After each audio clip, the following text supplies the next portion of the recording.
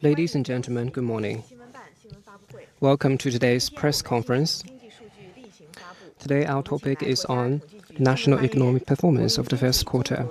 We have here with us Mr. Fu Linghui, spokesperson of the National Bureau of Statistics and DG of the Department of Comprehensive Statistics. Mr. Fu will brief you on China's economic performance in the first quarter of 2023 and take your questions. Mr. Fu, the floor is yours. Friends from media, good morning. I'm very happy to be here. First, I'd like to brief you on the major national economic indicators, and then I will take your questions. In the first quarter, our economy went off to a good start. Confronted with a grim and complex international environment as well as arduous tasks to advance reform, promote development, and maintain stability at home, under the strong leadership of the CPC Central Committee with Comrade Xi Jinping at its core, all regions and government departments fully implemented the decisions and arrangements made by the CPC Central Committee and State Council, took keeping stability the top priority, fully and faithfully applied the new development philosophy on all fronts, moved faster to create a new development paradigm, better balanced both domestic and international situations, coordinated COVID response with socio-economic development and development with security. We focused on stabilizing growth, employment, and prices. We secured a quick yet smooth transition in COVID response, brought about a steady recovery for production demand.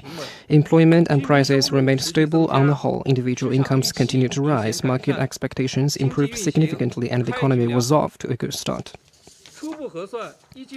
According to preliminary estimates, the GDP in the first quarter reached 28,499.7 billion yuan, up by 4.5% year-on-year at constant price, or up by 2.2% over that in the fourth quarter of 2022.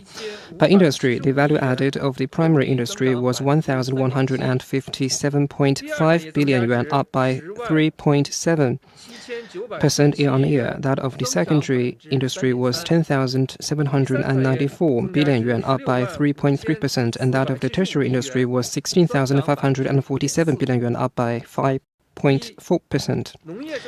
First, agricultural production was stable and animal husbandry grew steadily. In the first quarter, the value added of agriculture witnessed a year-on-year increase of 3.6%. The winter wheat had a generally normal growth, and the spring farming and preparation was carried out in an orderly manner. According to the year-round planting intention survey, the planting area intended for wheat, rice, and corn nationwide was generally stable. In the first quarter, the output of pork, beef, mutton, and poultry was more than 24 million tons, up by 2.5% year-on-year. Of the total, the output of pork, beef, mutton, and poultry was up by 1.9%, 5.0% and 3.4% respectively. The pork of milk was up by 8.5% and of eggs 2.8%.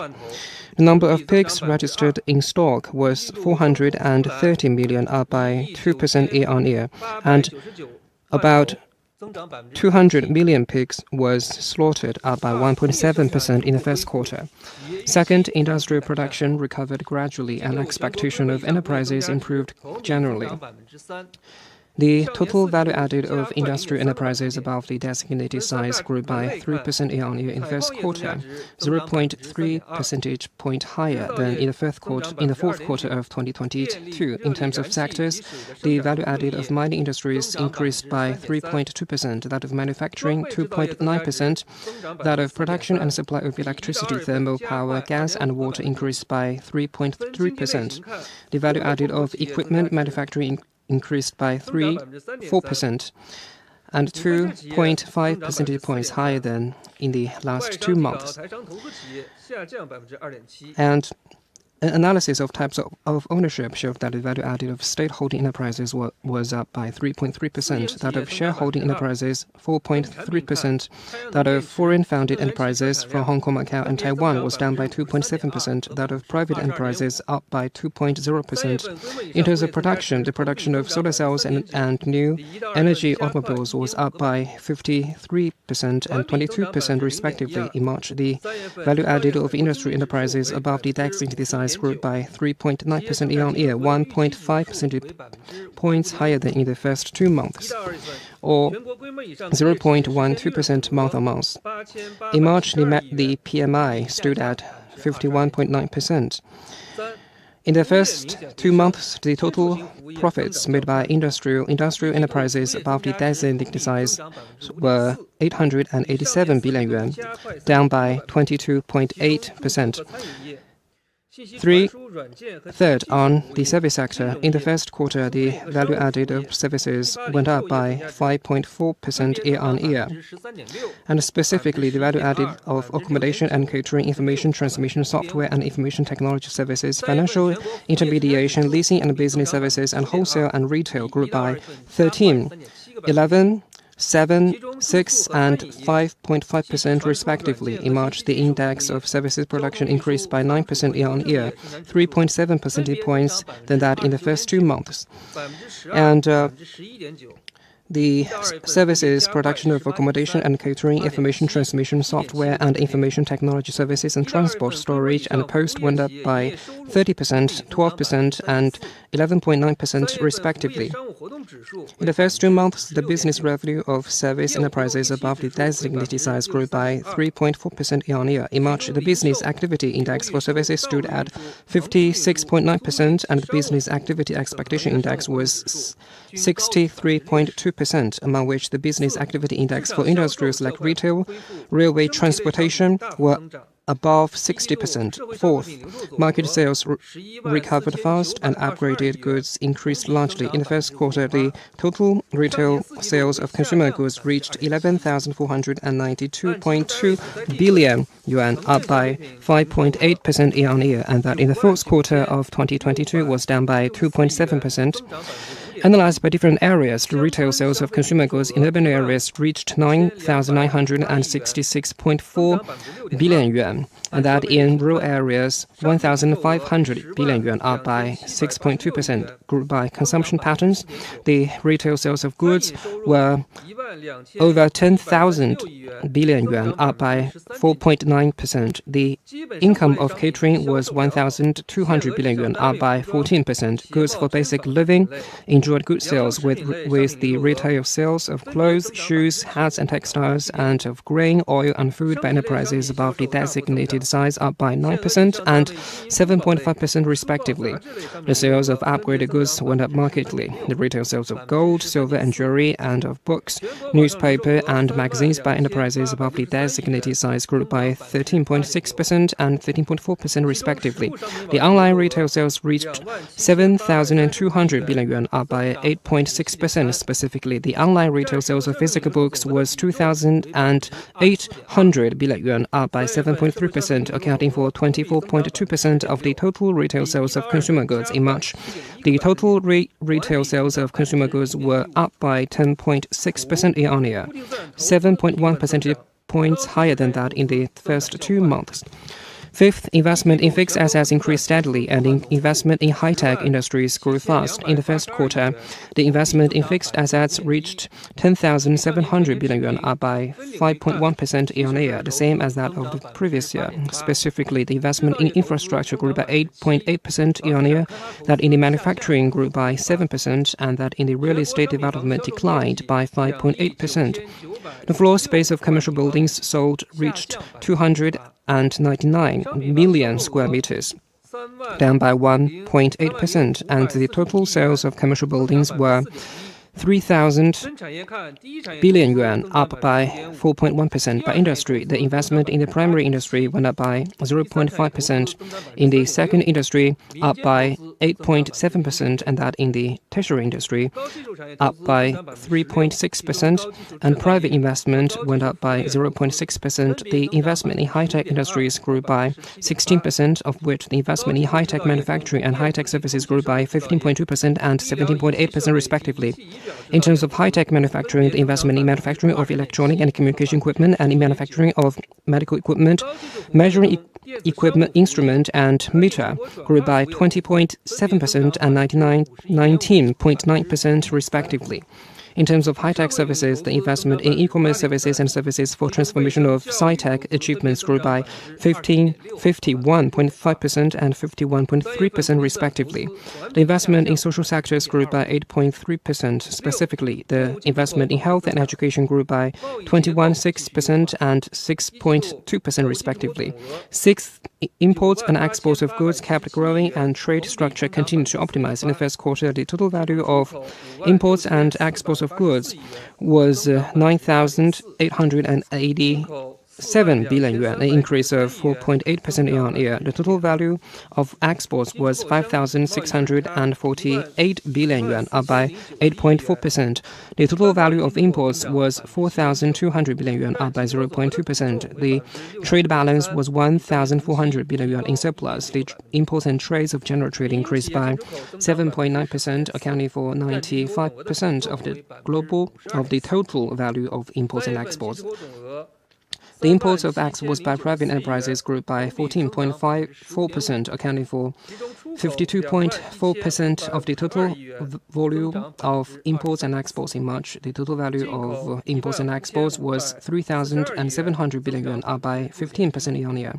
The total value of exports was 2,100 billion yuan, up by 23.4%. Seventh, consumer price rose mildly and producer prices for industrial products dropped year-on-year. In the first quarter, CPI rose by 1.3% year-on-year. Grouped by commodity categories, prices for food, tobacco, and alcohol went up by 2.9% year-on-year. Clothing up by 0.7%, housing down 0.2%, articles and services for daily use up 1.2%, transportation and communication up 0.1%, education, culture and recreation up 1.7%, medical services and healthcare up by 0.9%, and other articles and services up 2.7%. In terms of food, tobacco, and alcohol prices, the price for fresh fruit up by 11%, pork up 0.5%, grain up by 2.5%, and fresh vegetable down by 2.9%. And core CPI grew by 0.8% year-on-year. In March, the consumer price index went up by 0.7% year-on-year and down by 0.3% month-on-month. In the first quarter, the producer prices for industrial products went down by 1.6% year-on-year. Specifically, the prices in March dropped by 2.5% year-on-year or maintained the same level month-on-month. In the first quarter, the packaging prices for industrial producers went down by 0.8% year-on-year. Specifically, in March, the prices dropped by 1.8% year-on-year. Eighth, employment was generally stable and surveyed unemployment rate in urban areas declined. In the first quarter, the surveyed urban unemployment rate averaged 5.5%, down by 0.1 percentage points over that of the fourth quarter last year. In March, the surveyed unemployment rate in urban areas was 5.3%, down by 0.3 percentage points over that of the previous month. The surveyed unemployment rate of population with local household registration was 5.1%, and with non-local household registration was 5.6%. Specifically, the surveyed unemployment rate of population aged from 16 to 24 and from 25 to 59 was 19.6% and 4.3% respectively.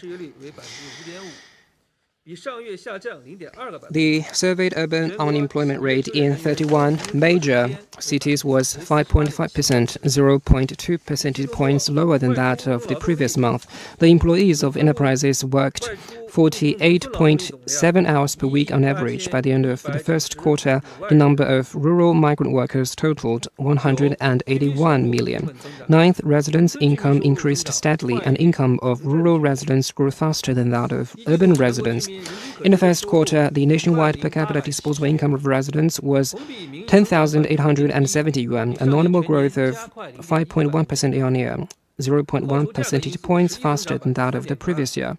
The real growth was 3.8% after deducting price factors. In terms of permanent residents, the per capita disposable income of urban households was 14,388 yuan, a nominal growth of 4 percentage points year-on-year, and a real growth of of 2.7%. The per capita disposable income of rural households was 6,131 yuan, a normal growth of 6.1%. In terms of income source, the nationwide per capita salary income, net business income, net property income, and net income from transfers grew by 5%, 5.8%, 4.1%, and 5.1% in nominal terms, respectively. The median of the nationwide per capita disposable income of residents was 8,895 yuan, with a nominal growth of 4.6% year-on-year. In general, in the first quarter of this year, as we secured a quick yet smooth transition in COVID response, various policies and measures to stabilize growth, employment, and prices delivered earlier than expected, encouraging outcomes. Positive factors kept accumulating, and the national economy showed a steady recovery and got off to a good start. That said, it's important to note that the international environment is still complex and volatile, and weak domestic demand is constraining economic recovery, which is not on a solid footing. We'll take shaping thought on socialism with Chinese characteristics for the new era as a guideline, fully implement the guiding principles of the 20th CPC National Congress and the first and second plenary session of the 20th CPC National Committee, and earnestly implement the arrangements of the Central Economic Work Conference and the NPC and CPPCC sessions. We will take keeping stability the top priority, and we will fully and faithfully apply the new development philosophy. We will foster to create a new development paradigm, concentrate on promoting high-quality development, apply macro policies in a systemic and targeted way, take a comprehensive approach to unleash the potential of domestic demand, vigorously deepen reform, expand high-level opening up, and get off to a good start in building a modern socialist society in all respects. Thank you. Now, Mr. Fu is ready to take your questions. Please identify your affiliation.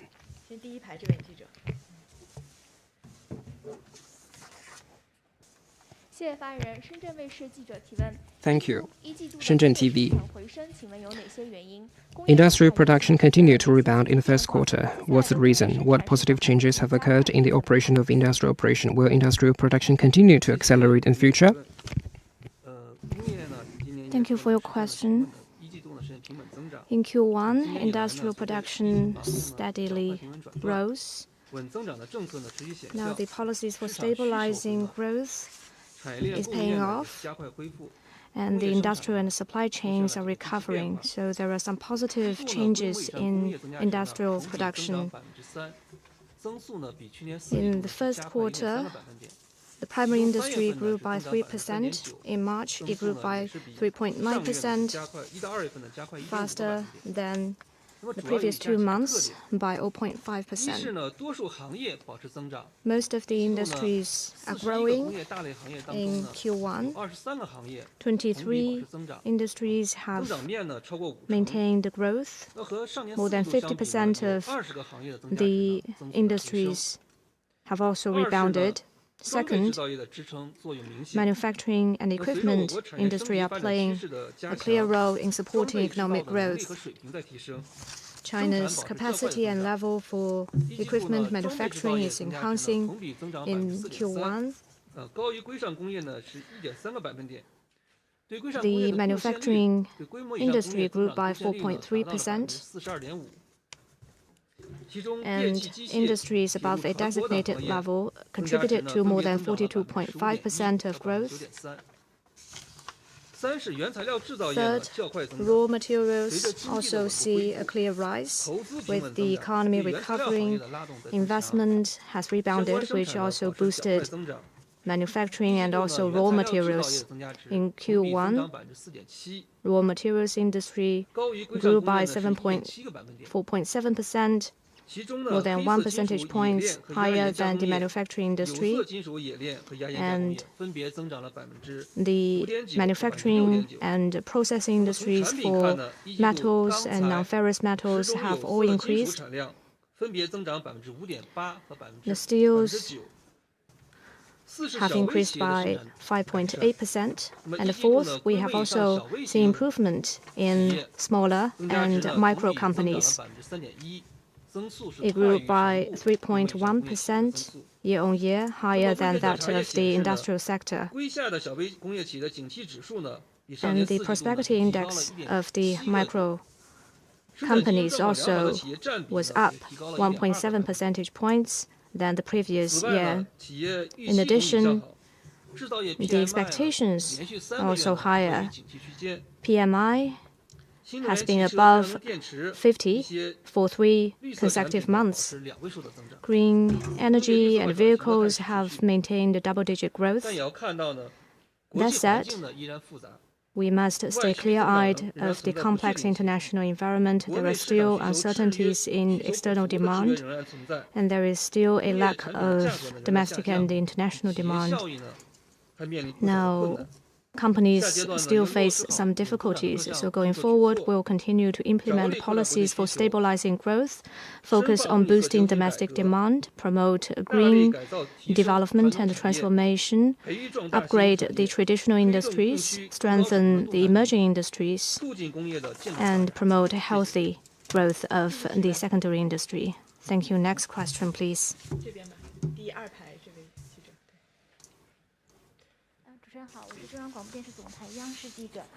With China Media Group, in Q1, the Chinese economy has stabilized and rebounded. What are the features? What is your assessment of Q1?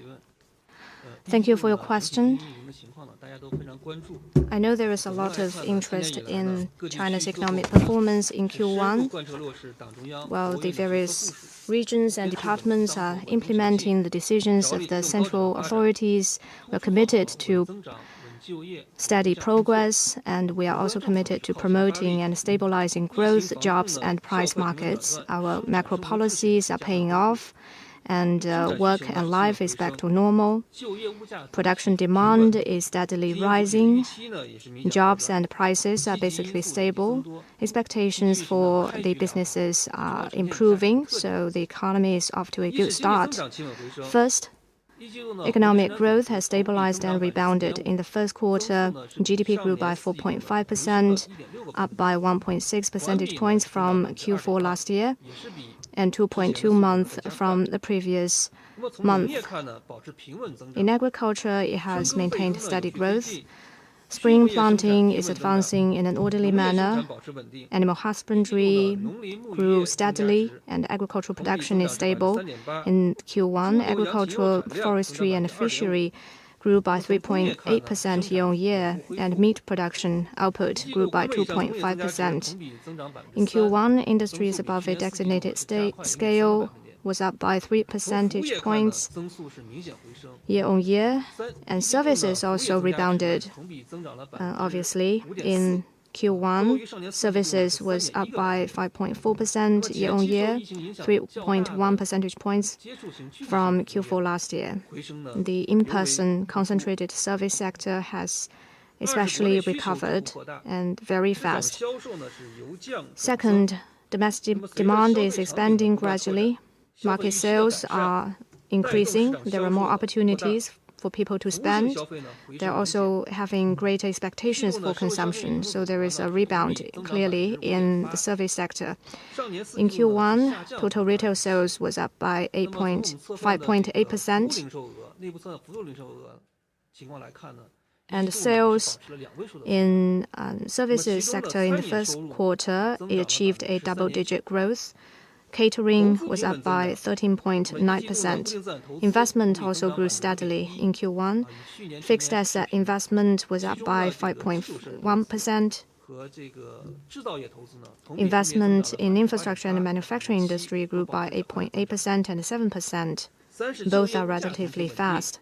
Third, jobs and prices are basically stable. The employment situation has improved. In Q1, urban surveyed unemployment rate averaged 5.5%, down by 0.1 percentage point from Q4 last year, among which in March the number was 5.3%, 0.3 percentage point from the previous year. CPI grew moderately. The supplies of goods and services are on the whole sufficient. CPI in Q1 grew by 1.3%. Deducting food and energy, the core CPI was up by 0.8%, which is basically stable from the previous 2 months. Fourth, high-level and high-standard opening up is making steady progress. We are vigorously stabilizing foreign trade and expanding our trade with emerging markets and developing countries, including those Belt and Road countries. In Q1, China's trading goods up by 4.8% year-on-year. Our trade with Belt and Road countries grew by 16.8% year-on-year. Given the complex external environment, the Chinese trade is very resilient. In the first 2 months, China's paid-in foreign investment grew by 6.1%, and that for high-tech industry was up by 32%. Fifth, transformation and transition continues to expand. In Q1, high-tech investment grew by 16%. And the online retail sales of goods was up by 7.3%, accounting for 24.2% of total retail sales. Green and low-carbon products also saw relatively fast growth in Q1. New energy vehicles and solar batteries output grew by 22.5% and 53.2%. Consumption is playing a bigger role in driving growth. The growth of final consumption expenditure contributed to 60.6% to total growth. Sixth, market vitality is growing. In March, PMI in manufacturing was 51.3%, staying above 50% for 3 months consecutively. PMI for non-manufacturing sector was 58.2%, up by 1.9 percentage points, among which the PMI in the services sector was up to 56.9%.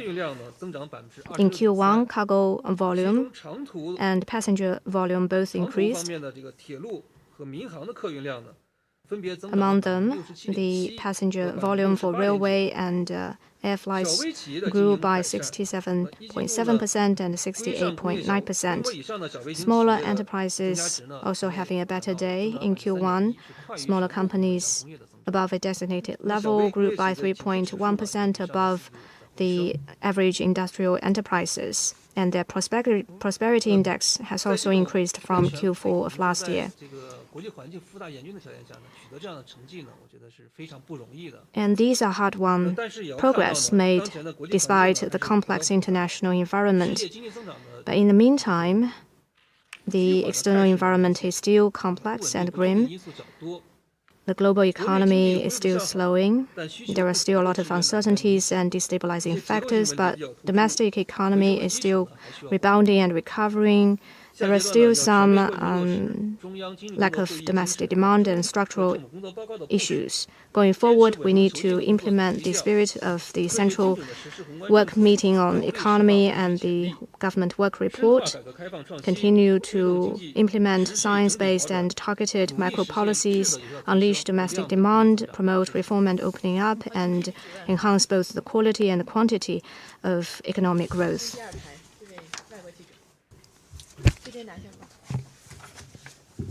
Good morning. Market News International. Exports have performed very strongly in March. Do you see this strong performance continuing for the rest of the year? Thank you.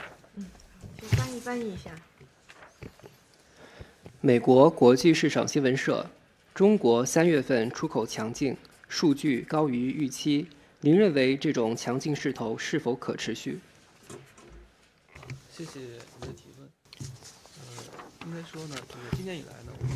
Thank you for your question. This year, the increase in our imports and exports kept increasing. This is no easy feat, considering a low base. In the first quarter, the total value of imports and exports increased by 4.8%, and our exports grew by 8.4%. Considering that there are a lot of external uncertainties and the global economic growth is slowing, this is truly hard won.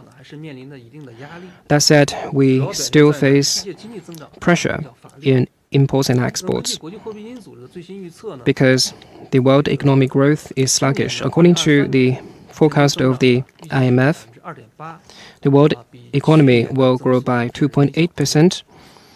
So this is lower than that in the last year. According to the latest products of WTO, the trade increase will be 1.7%, also lower than that of the last year. So the increase. So because of the sluggish foreign demand, we are facing greater pressure. And also we are faced with external uncertainties. The inflation in Europe and the US is high. And the bank's fluid crisis are now aggravating this uncertainty. And we are also faced with geopolitical risks. The resurgence of unilateralism and protectionism are wreaking havoc.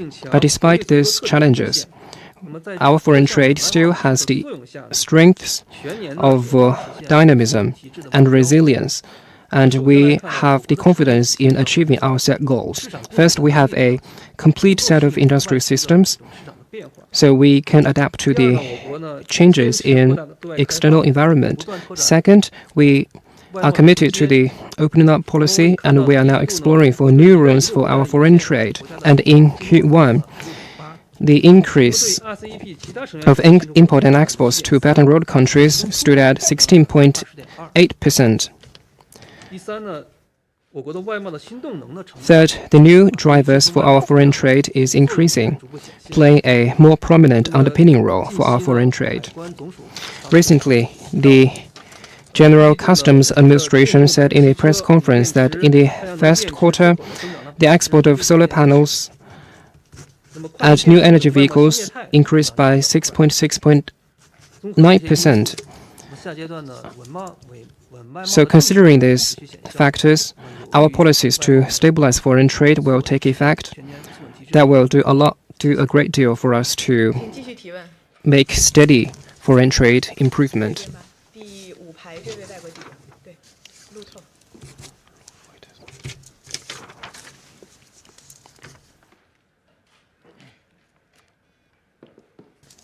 Good morning. A question from Reuters, if I may. Retail sales growth quickened to a near two-year high in March, while factory output growth missed expectations. Have consumption and industrial output returned to their pre-COVID levels? How do you explain the uneven recovery? Will any further policies be introduced to balance this out? And how can Chinese consumers be persuaded to go out and spend rather than store their money in bank deposits? Thank you. 请翻译一下。生产数据在3月达到喜人的水平，现在生产已经恢复至疫情前水平，但消费仍低迷，导致经济复苏的不平衡。是否会出台新政策来平衡这一局面？怎样才能够说服中国消费者增加消费，而不是将更多钱存进银行？谢谢您的提问。Thank you for your question. As things stand in Q1, the increase in consumption has made a market recovery. So this may not be consistent with what you said. In terms of consumption, with the improvement in our COVID response measures and the policies to boost consumption to take effect. Now, this is especially so in the consumption in the service industry. And now consumption is playing a bigger role in driving our economy. As said in Q1, the contribution of consumption was more than 60%. So this is a market increase over that of the last year. And consumption was the biggest factor driving up our economy in the first quarter. And the total retail sale in Q1 increased by 4.8%, but in the fourth quarter of last year, that decreased. So this is an evidence for the rebound in consumption and the recovery in the tertiary industry is there for all to see. And now people are more and more going out for dining or some other contact services. In terms of the per capita individual consumption, now the nominal increase for service expenditure was 6.2%, higher than other kinds of expenditure. And the consumptions in the service industry also saw an increase of 0.3 percentage points among all consumption. And with the unleash of people's consumption demand, now the increase for some daily necessities also increased. In Q1, the retail sales increased by 4.9%, but in the fourth quarter last year, that was down by 1.7%. And 40% of commodities also showed greater sales, now especially in grain, cooking oil, textile, etc. For gold jewelries, also increased by about 13%. Third, the online and offline consumption saw an accelerated increase. And now we are seeing more consumption online. And online consumption increased by 7.3%. And the retail sales in offline shops also increased.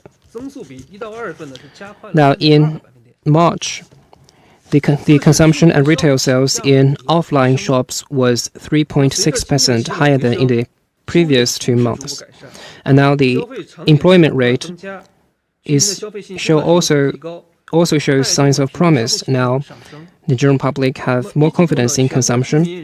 In Q1, the average consumption tendency was over 60%. This is also an increase over the previous year. So generally speaking, the consumption is now making a steady recovery. But the willingness of consumption among the Chinese residents still has rooms for improvement. So next, going forward, we will provide more high-quality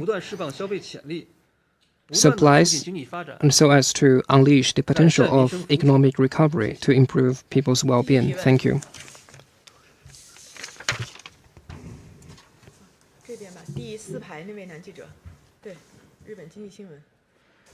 谢谢主持人。日本经济新闻记者 Thank you, with 我的问题 Nikkei. 是关于 CPI。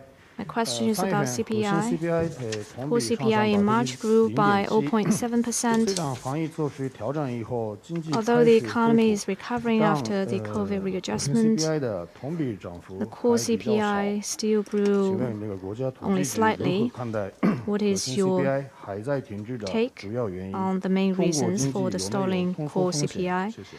Is the Chinese economy at risk of deflation? Thank you for your question.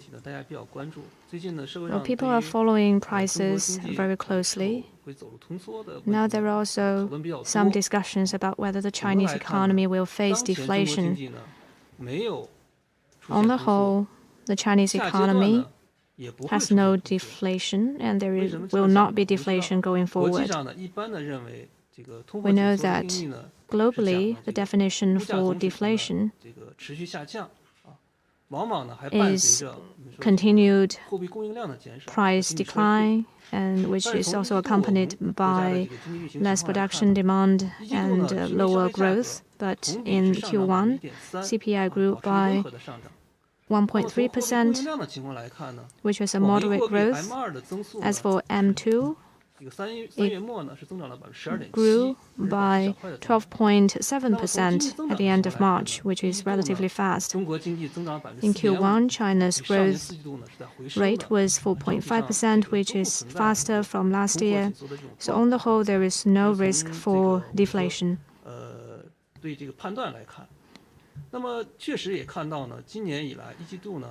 And in the first quarter, China's CPI is indeed declining. The reasons are caused by some temporary factors. First, The Spring Festival this year was in January, so there are some seasonal factors. After the Spring Festival, because of falling domestic demand, there will always be a seasonal decline in consumer prices. And second, some consumer goods and products also see their prices decline. With the weather warming, vegetables would also see a rise in their prices, but we see prices in other products such as pork. There is a sufficient supply of pork, so the prices are going down.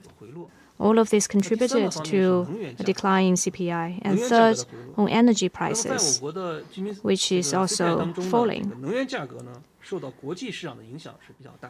China's energy prices are very much susceptible to the changes in the international prices. The international oil prices, especially crude oil prices, are falling, which also caused a decline in China's energy prices. So that's the energy prices. And fourth, the prices of automobiles have also declined because of the expiration of subsidies. There is a lot of discounts offered by automakers. And we can see that the automobiles prices have down by 4.5%, and last year, because of geopolitical factors and COVID-19 at home, so prices last year were relatively high, and that is why we saw this decline or moderation in CPI this year. But on the whole, market supply is basically stable. That has remained unchanged. If we look at core CPI in Q1, it was up by 0.8%, relatively stable from the levels of the previous 2 months. And it also was 0.2% higher from Q4 last year. If we look at prices in the service sector, in Q1, it was up by 0.8%, and it was 0.3 percentage points higher from Q4 last year. If we look at the broader prices, we know that CPI mainly looks at the consumption by the consumers, but if we look at the whole economy, we need to look at different indicators. Well, some price indicators have also increased compared to Q4 of last year. So all these indicators point to no risk of deflation in China. Going forward, the Chinese economy will continue to recover with a sound momentum, and the prices will continue to drive and grow. There will not be a scenario where there will be a deflation.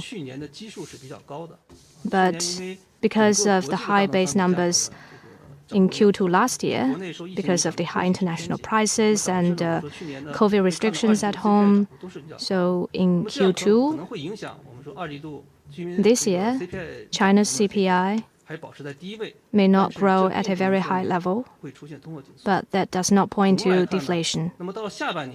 So on the whole, in the second half of this year, the prices will rise back to a reasonable level. Next question, please. 那边吧，第3排那位女记者。对。谢谢主持人。第一财经记者提问，请问您如何评价一季度的投资数据？ How would you assess the investment number in Q1?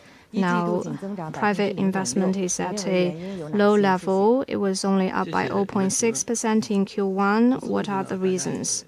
Thank you for your question. That is also a matter of great interest to the public. China is still the world's biggest developing country.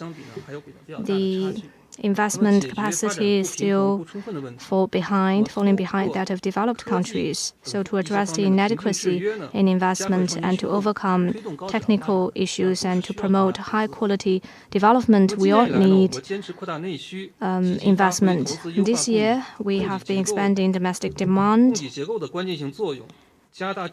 and strengthen supply side reform, expand investment in the private sector and in people's livelihoods.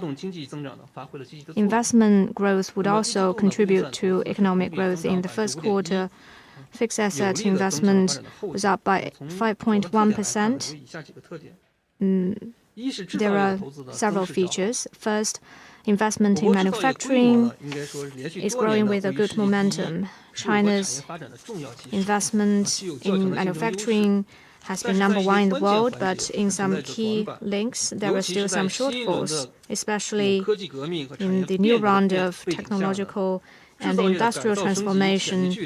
There is great potential for upgrading manufacturing industry. We take China's manufacturing development very seriously. We are committed to innovative growth of manufacturing. And this year, the sector has been growing quite steadily.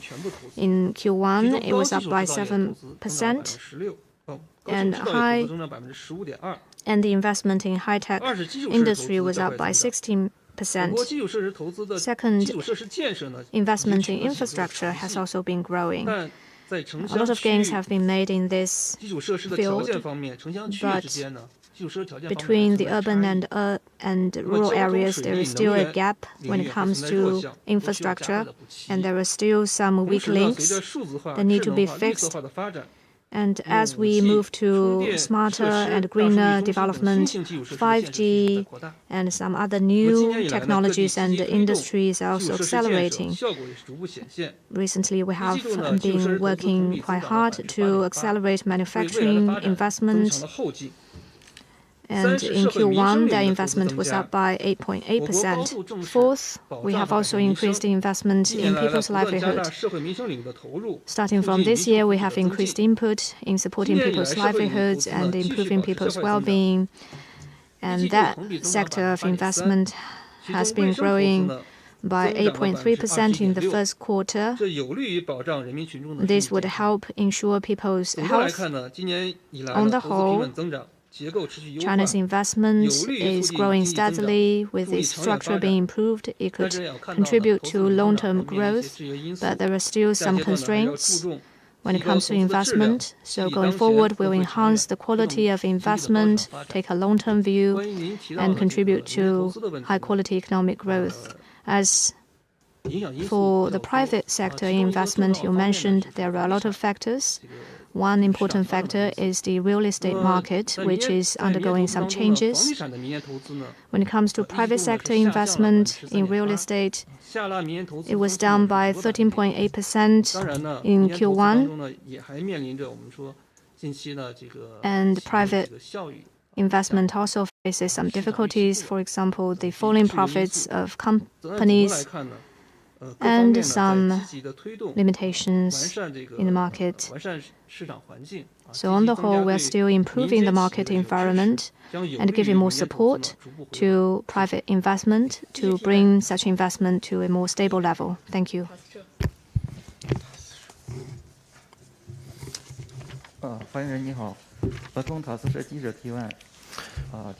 TAS, I heard that consumption contributed less to China's GDP growth during the pandemic. So are things different now? Will consumption play a bigger role in China's GDP growth? Thank you for your question. On consumption, I mentioned consumption this year, and the contribution of consumption to the general economy increased.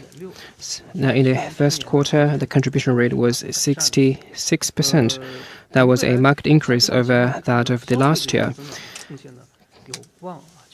Going forward, we hope that this momentum will continue.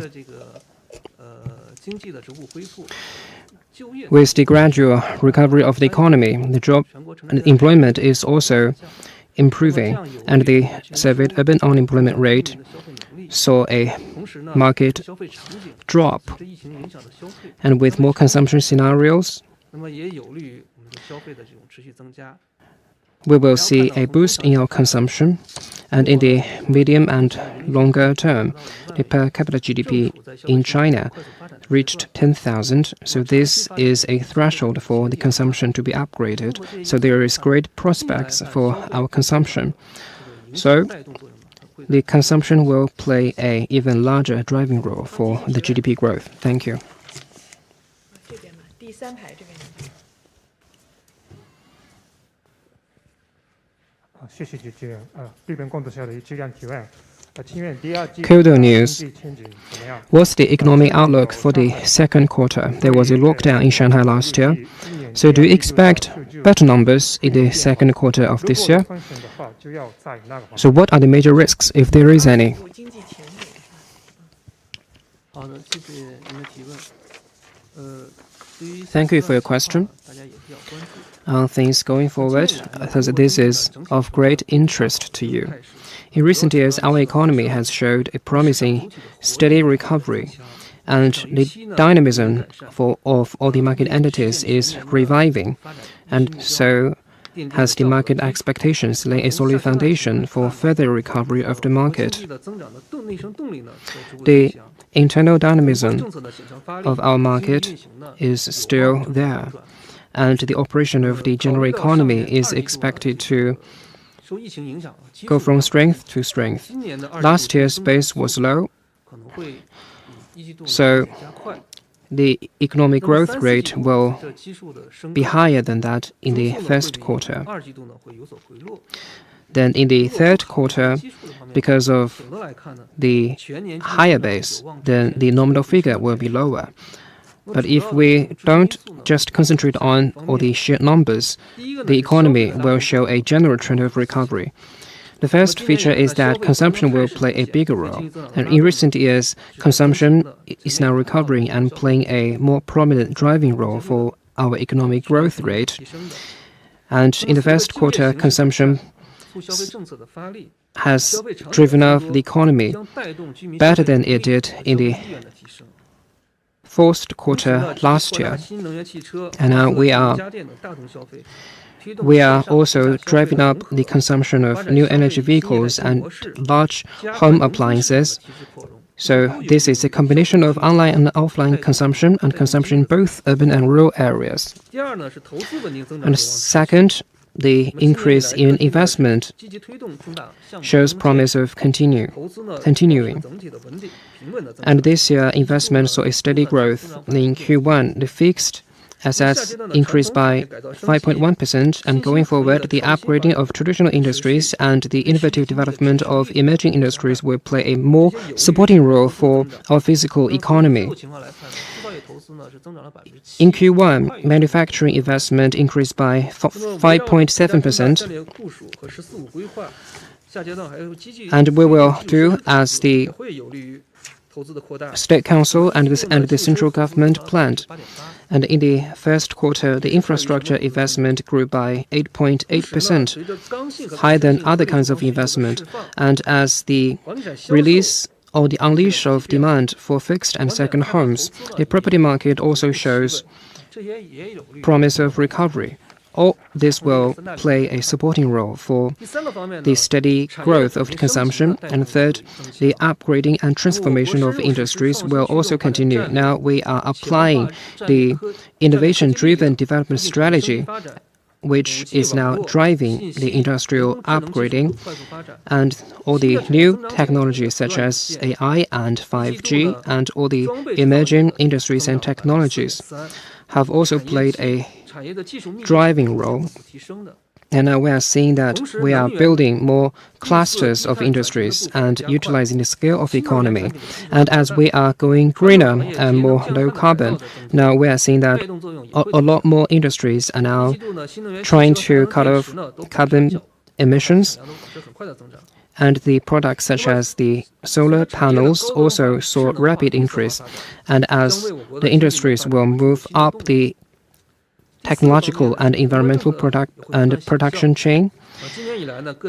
And the macro policies will also show effect. In recent years, all the government departments have fully and faithfully applied what the central government have required, and we have focused on stabilizing employment, the market, and the industry. Going forward, all the decisions and planning of the CPC Central Committee and the State Council will be implemented, so that will lay a solid foundation for our economy to show steady recovery.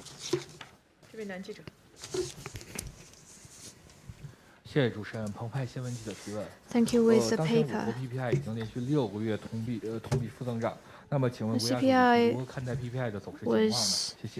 China's PPI was in negative territory for 6 months. What is your assessment? Well, that is also an issue of great interest. PPI has been declining for quite some time to even a bigger margin. In Q1, PPI was down by 1.6%. PPI for production materials was down by 1.3%. That is the main factor. The expansion of the PPI's decline are caused by 2 reasons. One is imported reasons. This year, the world economy is slowing, market demand is falling short, and commodity prices have also fallen, which also caused lower prices in commodities in China, including non-ferrous metal. Oil and natural gas exploitation was down by 5.3%. The second factor is because of the high base numbers last year. Because of geopolitical crisis and other factors, the international commodity prices are quite high, and domestically, the supply is quite tight. So last year's PPI was 8.7%. That is a very high level. That would also affect this year's number. If we look at the numbers month on month, the PPI was basically stable. In January, the PPI was down by 0.4%, and in February and March, it was basically at the same level. This is, on one hand, because domestic demand is recovering, which drives up the prices of cement and steel. In Q1, both grew by 0.1%. And because of high commodity prices, rising commodity prices, and also the international commodity prices, our prices in non-ferrous metal and oil have also declined. And because of the weather conditions, there is less use of coal.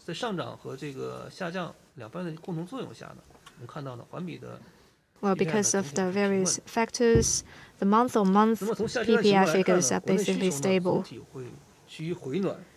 And going forward, China's domestic demand will gradually recover, but external factors will continue to have an impact, and the base numbers from the previous year are still quite high, so PPI is still likely to decline this year. But with this year progressing, the PPI will continue to return to a more stable level.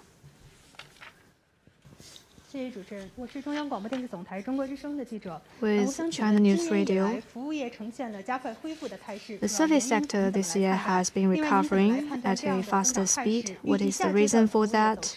What is your expectations for the service sector going forward? Service sector in this year has been recovering quite well. That is a highlight of China's economy in Q1. Service sector now accounts for a bigger share than other industries, actually more than half of China's economy. During the pandemic, the service sector has slowed down, which has affected jobs and economic growth. But since the start of this year, as our policies continue to pay off and life and work returning to normalcy, Service demand, especially in-person concentrated service demand, has been quickly unleashed, and service sectors have quickly rebounded, which provide a strong underpinning for economic growth and the job market. In January, the service sector grew by 5.1%, up by 3.1 percentage points from Q4 last year, contributing to more than 60% of GDP. The reason is that in-person service sector has rebounded quickly. People are now dining out, living and having caterings and traveling outside. Retail sales grew by 5.5% in Q1, 5.2 percentage points higher than Q4 last year. Catering and accommodation was up by 5.6% in Q1. Second, transportation has also recovered quickly as people go back to their normal work and life.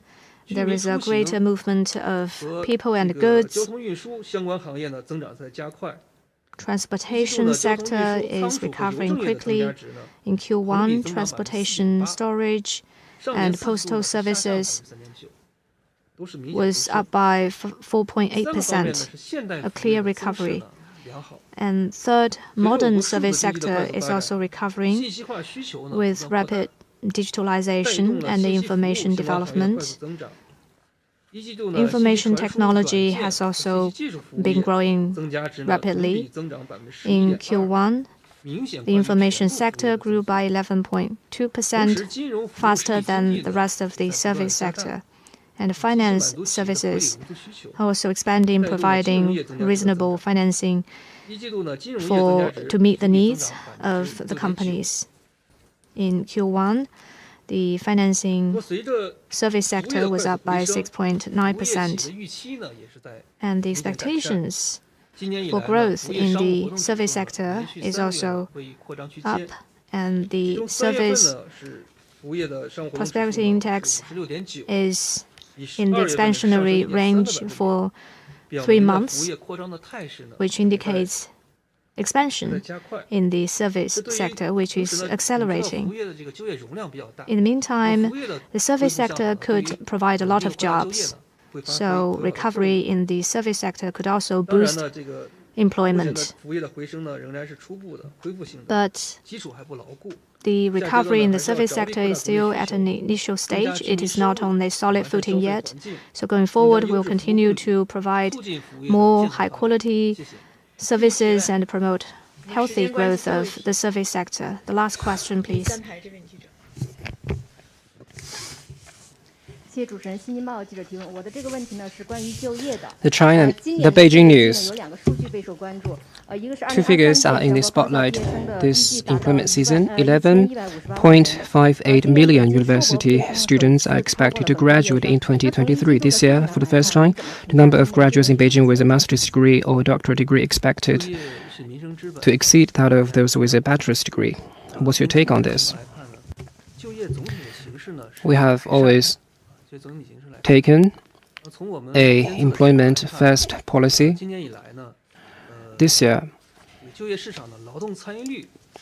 the labor participation rate has saw a steady increase, and unemployment rate, and especially in March, was down markedly, and the total workforce increased both on a year-on-year and month-on-month terms.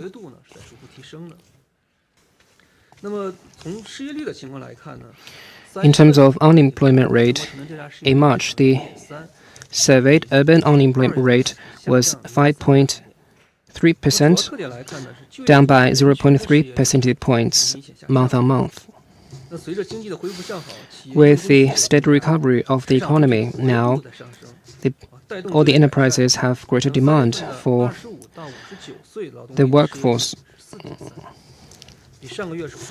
Now the unemployment rate for those between 35 to 59 was 4.3%. And this year, or the rural migrant workers, saw a rise in number. And now, with a better economy and better employment supporting policies,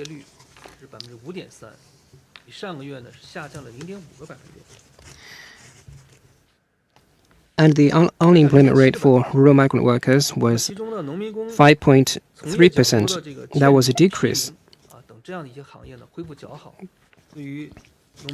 And in industries like construction, among others, the unemployment rate also decreased. So this is a boon for rural migrant workers. And for the major cities in China, last year, the unemployment rate was a problem. But this year, in March, the unemployment rate in the 31 major cities saw a decrease. But what is worrying is that the unemployment rate for the youth increased, so this is worrying. For example, the unemployment rate for those between 16 to 24 increased this year. And this year, there will be more college graduates entering the workforce. So we are under a new pressure. But despite this,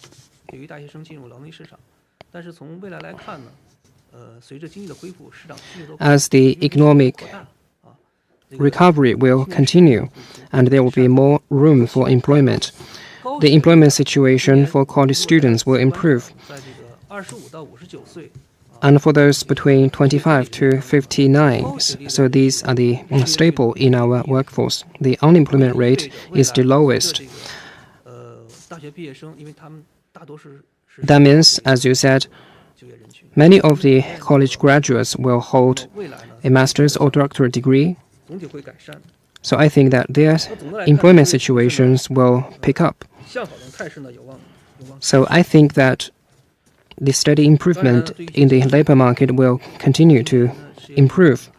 But in terms of some structural problems, we need to keep watching out for them, and we should give more supporting policies to university graduates, and special emphasis should be given to industrial upgrading to provide more high-quality job opportunities. Thank you. Thank you for your presence. So that's it for today's press conference.